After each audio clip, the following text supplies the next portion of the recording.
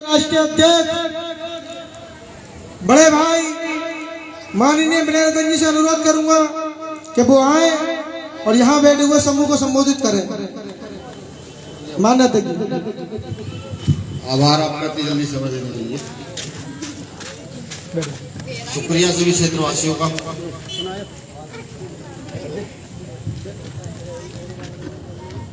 वो कहते हैं कि खुशी का आनंद है ना वो दुख के बाद होता है। सुना होगा कि खुशी जो है ना, खुशी सुख का अनुभव हमेशा दुख के बाद होता है। और हम जैसे मूवमेंट के कार्यकर्ताओं को भी ये लगातार इस चीज का एहसास होता रहना चाहिए, क्योंकि अगर हम जैसे मूवमेंट के कार्यकर्ताओं को भी एहसास नहीं होगा कि कारवां तेजी से बढ़ रहा है तो हम घमंडी हो जाएंगे, निरंकुश हो जाएंगे। चलिए इन बातों को भी रखूंगा।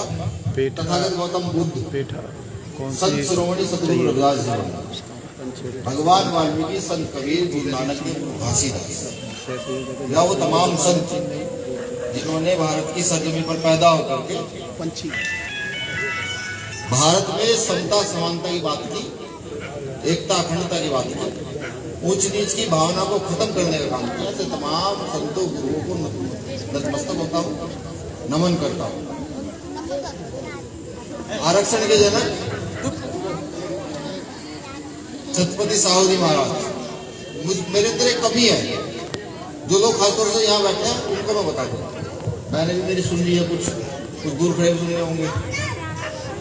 कमी ये है, जब मैं बाबा साहब अम्बेडकर की बात करता हूँ, मिशन की बात करता हूँ, तो मुझे बोलता अगर उसका दिखता है तो मेरा खून फूटता है। कारण है उसका, मैंने बाबा साहब अम्बेडकर को पढ़ लिया, आपने शायद नहीं पढ़ा। जो लोग इतनी महत्वपूर्ण बात होते हुए अपनी बात करते रहता है ना, उन्होंने शायद बाबा साहब अम्बेडकर को नहीं पढ़ा। तो निवेदन है कि शांति। आरक्षण के जनक छत्रपति साहू जी महाराज, शिक्षा की ज्योति फैलाने वाले महात्मा ज्योतिबा फूले साहब, और हम सबको अधिकार दिलाने वाले, आरक्षण का, शिक्षा का और तमाम अधिकार समानता का दिलाने वाले बाबा साहब अम्बेडकर के चरणों में नमन करता हूं, नतमस्तक। और एक महान शख्सियत जिन्होंने भारतीय राजनीति को हिलाया, ये बताया कि भारतीय राजनीति के अंदर गरीब किसान मजदूर का बेटा भी इस देश में एमपी, एमएलए, विधायक बन सकता है। वो प्रधानमंत्री, मुख्यमंत्री बनने का सपना देख सकता है। वो बाबा साहब द्वारा लिखित अधिकारों का प्रयोग कर सकता है। ऐसे महामानव मान्यवर काशीराम साहब के चरणों में भी नमन करता हूं, नतमस्तक। बहुत सारे नाम छूट गए हैं, लूंगा तो बहुत समय लगेगा। आजादी में भी, क्योंकि दलितों का आजादी में भी बड़ा योगदान रहा है। ऐसा तो कोई खैर भारत का युद्ध हुआ ही नहीं जहां हम लोगों का योगदान ना रहा। हाँ, हालांकि आज इस कार्यक्रम में हमारा योगदान कम है। गांव अपना, मैंने पूछा गांव किसका है? हमारा। लोग किसके लिए? हमारे हैं। भाई आते क्यों नहीं है? साहब बुद्ध कथा कराई तो नहीं आए, बाबा साहब अम्बेडकर का प्रोग्राम करा तो नहीं आए। चलिए अलग बेटर है, मैं अपनी बात रखता हूं। सोच रहा हूं क्या बात रखूं, किस बात पर आप लोगों से बात करूं। ऐसी क्या बात है जो आगरा के लोग, जो सोए हुए लोग, उनको जगा सके। 1956 में बाबा साहब अम्बेडकर आए, और जिस जमीन पर बाबा साहब अम्बेडकर आए थे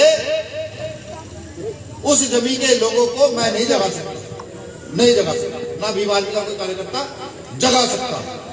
उनका फर्ज बनता है वो जाकर दूसरे लोगों को जाकर के जगाएं, उठाएं और बताएं कि 1956 में बाबा साहब अम्बेडकर आए थे और ये हमें कहकर गए थे, ये काम वो हमको देकर के गए थे। हमने काम नहीं किया, अफसोस। आप जानते मैं किस जिले से आता हूं?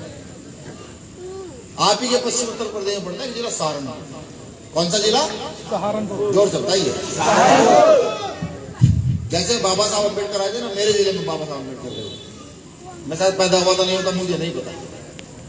उस समय समाज बहुत गरीब था, संसाधन संपन्न नहीं था, और वहां की मनुवादी व्यवस्था के लोगों ने बाबा साहब अम्बेडकर को ट्रेन से उतरने नहीं दिया।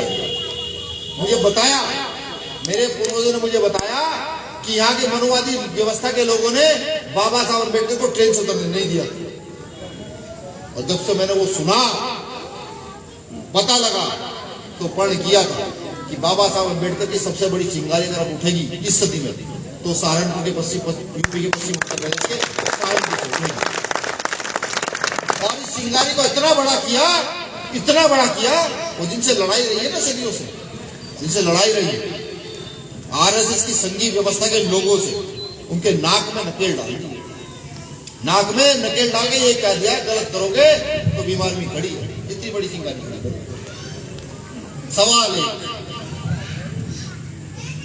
पश्चिम उत्तर प्रदेश का एरिया है, क्षेत्रवाद की बात नहीं करनी चाहिए लेकिन करूंगा, दुखी हूं। जहां बाबा साहब अम्बेडकर आए, जिस जिले में उनकी अस्थियां हैं, जहां बाबा साहब अम्बेडकर ने रोते हुए भाषण दिया, जहां बाबा साहब अम्बेडकर ने दिल की खुली बात रखी और यहां से जाते हुए रोए कि काश में यहां पहले आ जाता। वहां बाबा साहब अम्बेडकर को मानने वाले लोग तो बहुत हैं, लेकिन जानने वाले लोगों की तादाद जो है वो घटती जा रही है।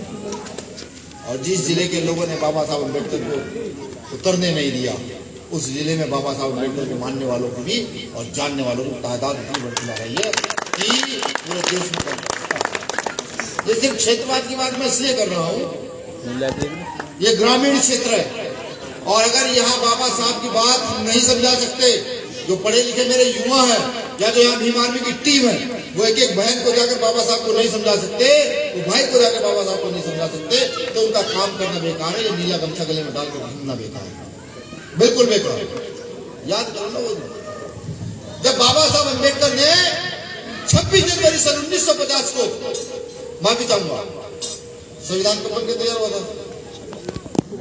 1950 लागू हुआ था। हाँ, तैयार हुआ था, और सौंपा कब था? 50 को।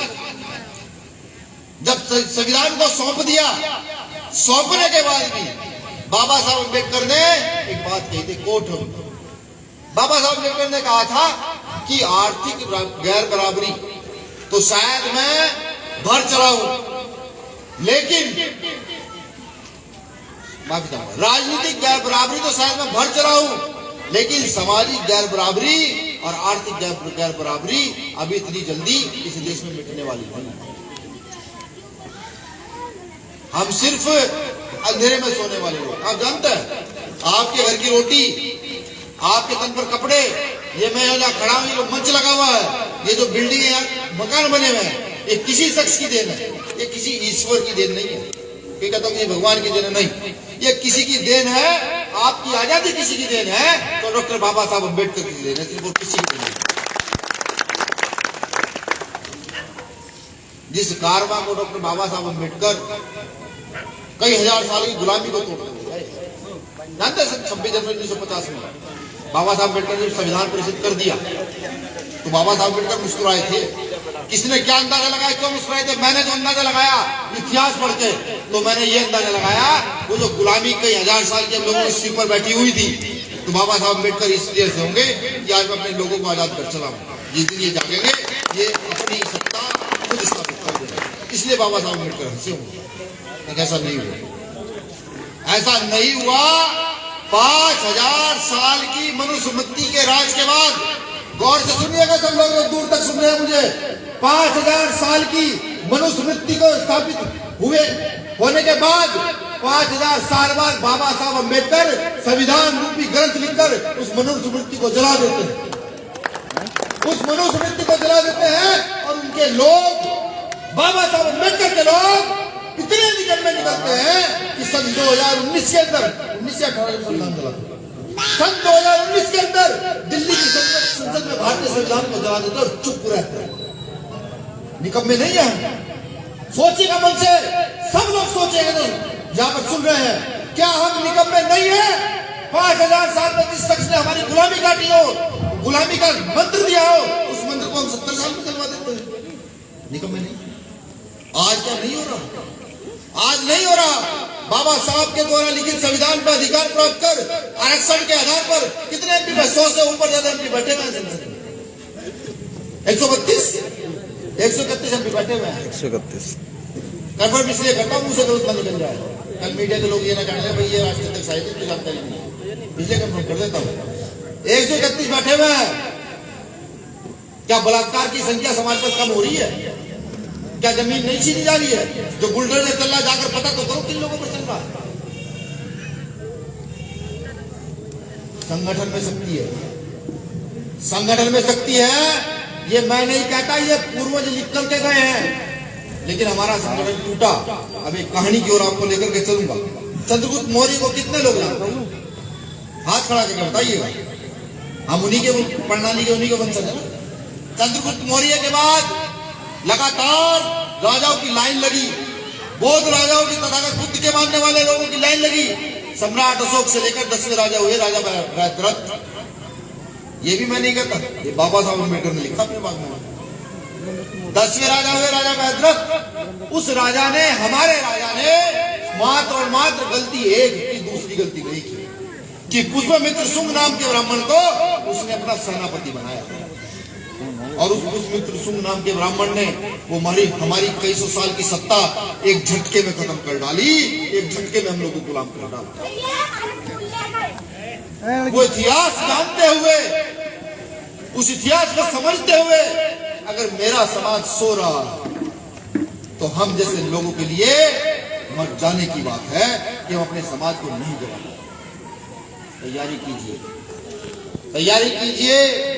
जिनसे लड़ाई है, आज जिन्होंने देश को बेरोजगारी की कगार पर छोड़ दिया, आज जिन्होंने देश को महंगाई की कगार पर लाकर छोड़ दिया, ये देश जब पुनः बिकने वाला है, तैयारी कीजिए, बिल्कुल तैयारी कीजिए। जो मनु का कानून पुनः इस देश में स्थापित कर देना चाहते हैं, तैयारी कीजिए। बाबा साहब अम्बेडकर के मानने वाले लोग तैयारी कीजिए, बुद्ध के मानने वाले लोग तैयारी कीजिए। इस देश के अंदर वो ही समता समानता का राज स्थापित कर छोड़ेंगे, वही बुद्ध का राज स्थापित कर छोड़ेंगे, वही बाबा साहब अम्बेडकर के सपनों का भारत हम बनाकर छोड़ेंगे। तैयारी कीजिए। ये जो कौम मेरे सामने बैठी हुई है, यहाँ संख्या में कम होगा, लेकिन देश में अगर आबादी देखी जाए तो इससे ज्यादा आबादी किसी की नहीं है। और अगर देखा जाए, मेहनत में देखा जाए, तो इससे ज्यादा मेहनत पूरे देश में कोई नहीं कर सकता। और अगर देखा जाए, ये सड़क पर निकल पड़े तो 2 अप्रैल की तरह एक दिन में पूरा भारत इससे मजबूत तरीके से कोई नहीं बन सकता। अब समझिए, सोचिए कि हमें करना क्या। भीम आर्मी अपना काम पूरी ईमानदारी निष्ठा से कर रही है। सन 2015 में भीम आर्मी का निर्माण होता है। 2 महीने बाद भीम आर्मी पाठशाला खोलना हम शुरू करते हैं।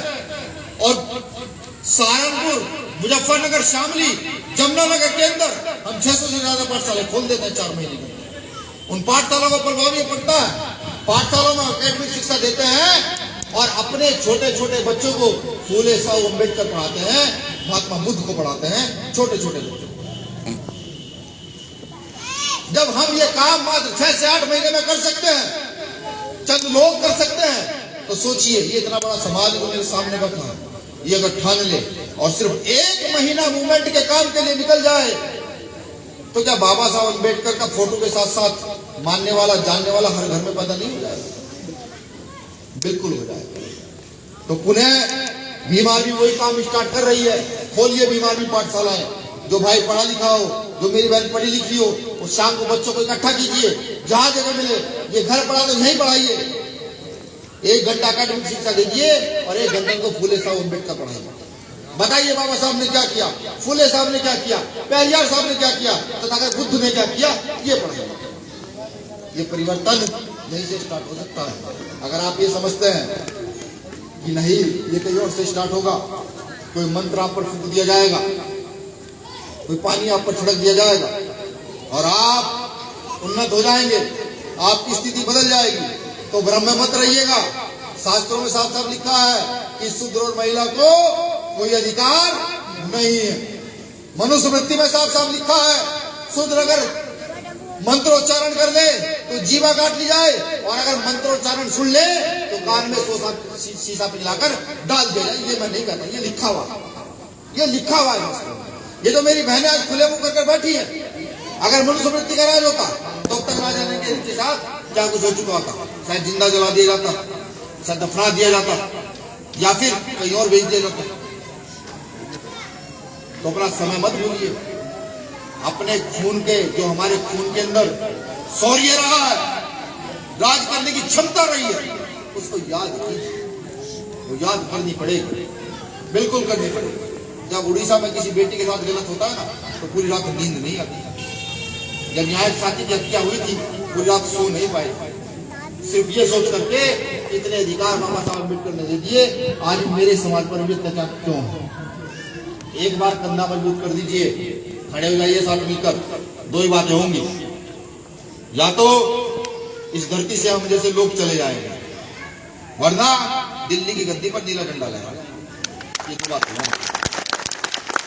और ये मैं चीख कर चिल्ला कर कहता हूँ, उन भगवावादियों को कहता हूँ, आना की सरजमी, पवित्र सरजमी, जहाँ बाबा साहब की अस्थियां भी है, बाबा साहब आए हैं, मैं चीख कर उनको कहता हूँ कि एक दिन बाबा साहब के मानने वाले लोग इस देश में समता समानता का राज स्थापित करेंगे। जो पंचशील का झंडा लेकर हम चलते हैं, वो झंडा हर घर पर एक दिन लगा कर छोड़ेंगे, बिल्कुल छोड़ेंगे। तो मेरा आपसे निवेदन है कि इस व्यवस्था को मजबूत कीजिए, भीम आर्मी को मजबूत कीजिए। देखिए, बातों से बात याद आ जाती है। अभी कुछ साथी ऐसे भी होंगे यहाँ जो ये समझ रहे होंगे भीम आर्मी में ही क्यों काम करें। तो बाबा साहब अम्बेडकर ने लोकतंत्र में अधिकार दिया, संविधान में निधि किया, क्या आप अपने संगठन संस्थाएं बना करके काम कर सकते हैं? अब आप सोच रहे होंगे भाई हम तो अपना संगठन अलग बनाएंगे, क्यों हम इन लोगों के साथ लगे?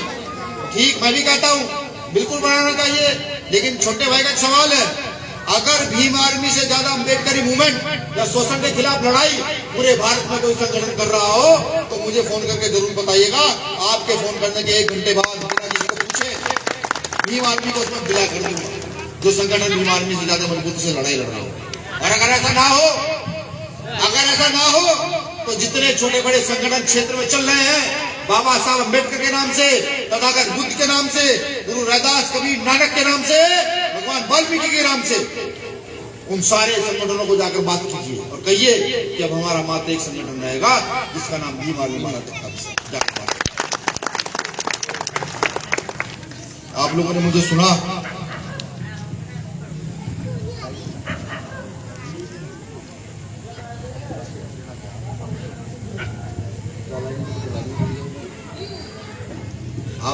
सुना, इतना मान सम्मान दिया, उसके लिए आप सब लोगों का आभार, शुक्रिया। लेकिन एक निवेदन सबसे करूंगा, अभी ये कार्यक्रम पूरी रात चलेगा, क्योंकि जैसे मैंने गायक मंडलियां देखी और कार्यकर्ता का जोश देखा, कार्यक्रम पूरी रात चलेगा। तो गांव में जाइए, मैसेज दीजिए, जितनी बहनें हैं वो रात को यहाँ होनी चाहिए। जागरण में सब चली जाती है, यहाँ बैठी होनी चाहिए जितनी बहनें हैं। परिवार का प्रत्येक पुरुष यहाँ आकर 4 घंटे बैठे और सुने, बाबा साहब की कीर्ति को सुने, बाबा साहब अम्बेडकर के किए गए काम को सुने, यहाँ बैठे। ये पंडाल पूरा भरा होना चाहिए, पूरा गांव यहाँ होना चाहिए। सुनोगे तभी गुनोगे। मुझे पूरी उम्मीद है कि आप सब लोग अपने छोटे भाई के अपील को बिल्कुल मानेंगे। चंद लाइनों से अपनी बात खत्म कर दूंगा, लाइनें बहुत अच्छी। फितरत नहीं मेरी कि डर जाऊं मैं, फितरत नहीं मेरी कि डर जाऊं मैं, डरने से अच्छा है कि मर जाऊं मैं। फितरत नहीं मेरी कि डर जाऊं मैं, डरने से अच्छा है कि मर जाऊं मैं। मरने के बाद भी आपके दिलों में राज करूं, अगर बाबा साहब अम्बेडकर के मिशन का एक भी काम कर जाऊं मैं, बाबा साहब अम्बेडकर के मिशन का एक भी काम कर जाऊं। जय भीम, जय संविधान, जय मंडल, जय भारत। शुक्रिया।